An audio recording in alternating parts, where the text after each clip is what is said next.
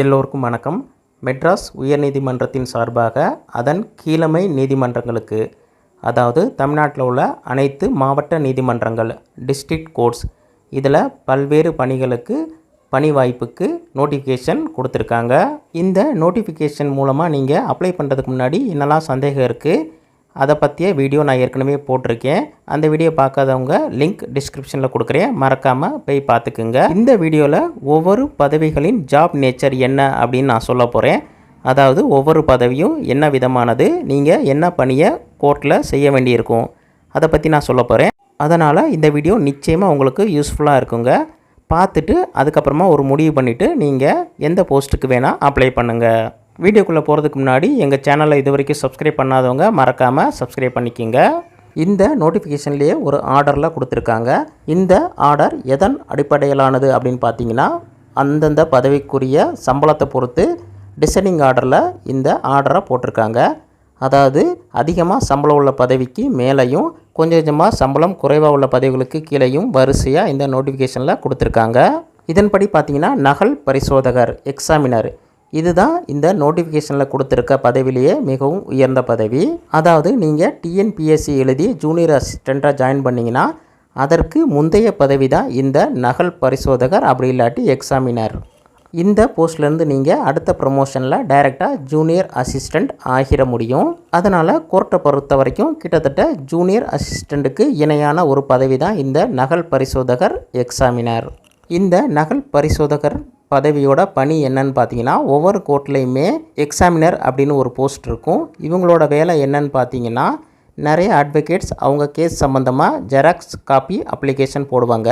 அதாவது copy application CA அப்படின்னு சொல்லுவோம். இந்த காப்பி அப்ளிகேஷனை கம்ப்ளை பண்ணுற வேலை தான் இந்த நகல் பரிசோதகர் அவங்களோட பணி. இந்த பதவியை பொறுத்த வரைக்கும் சீட்டில் உட்காந்து பார்க்குற வேலை தான், ஒன்றும் பெரிய பிரச்சனை இல்லை. ஆனால் ரொம்ப ரெஸ்பான்சிபிளான பதவி. அட்வொகேட்ஸ் குறிப்பிட்ட டைமுக்குள்ளே நீங்கள் அவங்களுக்கு காப்பி அப்ளிகேஷனை கம்ப்ளை பண்ணி கொடுக்கணும். ரொம்ப லேட் பண்ண முடியாது. அதனால் நீங்கள் கொஞ்சம் ரெஸ்பான்சிபிளாக வேலை செய்கிற பதவி இந்த நகல் பரிசோதகர் பதவி. அடுத்து பார்த்திங்கன்னா நகல் வாசிப்பாளர், ரீடர். சில நேரங்களில் அட்வொகேட்ஸோ பார்ட்டியோ ஜட்ஜ்மெண்ட் அப்படி இல்லாட்டி ஆர்டர் இதெல்லாம் நகல் கேட்டு விண்ணப்பம் செய்வாங்க. சில நேரங்களில் அவங்க கேட்குறத நம்ம ஜெராக்ஸ் எடுத்து கொடுக்க முடியாது. அதனால் டைப் பண்ணி அதை நம்ம கம்பேர் பண்ணி அதுக்கப்புறமா பிரிண்ட் அவுட் எடுத்து அவங்களுக்கு கொடுக்க வேண்டியதாக இருக்கும். இந்த கம்பேர் பண்ணுற டைமில் நகல் பரிசோதகர் அதாவது எக்ஸாமினர் இவங்களுக்கு இந்த ரீடர் அவங்க ஹெல்ப் பண்ணுவாங்க.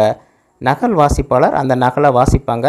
அதை வச்சு நகல் பரிசோதகர் அவங்க எடுத்திருக்க டைப்ரைட்டு வெர்ஷன் கரெக்டாக இருக்கா அப்படின்னு செக் பண்ணிக்கலாம். பொதுவாக நீதிமன்றத்தில் நகல் வாசிப்பாளரோட பணி இதுதான்.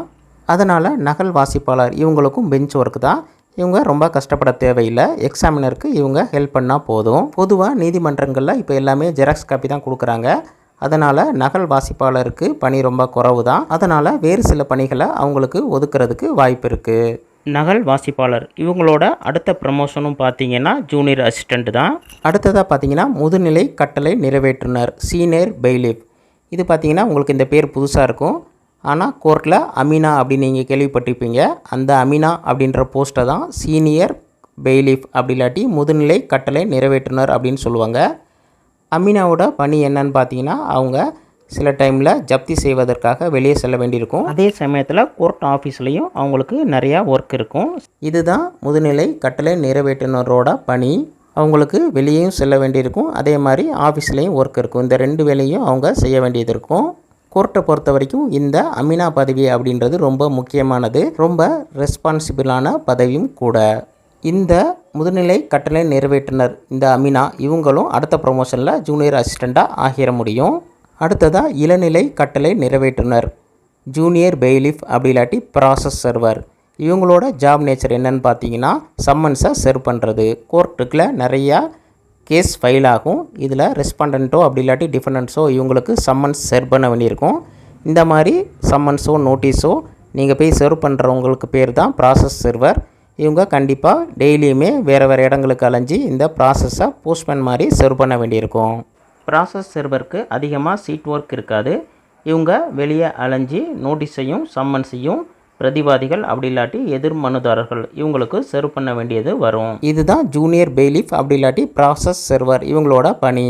மற்ற பதவிகளுக்கான ஜாப் நேச்சரை பற்றிய டீட்டெயில்ஸ் நான் அடுத்த வீடியோவில் உங்கள் கூட ஷேர் பண்ணிக்கிறேன். இந்த வீடியோ உங்களுக்கு பிடிச்சிச்சின்னா இந்த வீடியோவை லைக் பண்ணுங்கள், தேவைப்படுறவங்களுக்கு ஷேர் பண்ணுங்கள், எங்கள் சேனலையும் மறக்காமல் சப்ஸ்கிரைப் பண்ணிக்கோங்க. தேங்க்ஸ் ஃபார் வாட்சிங். பை.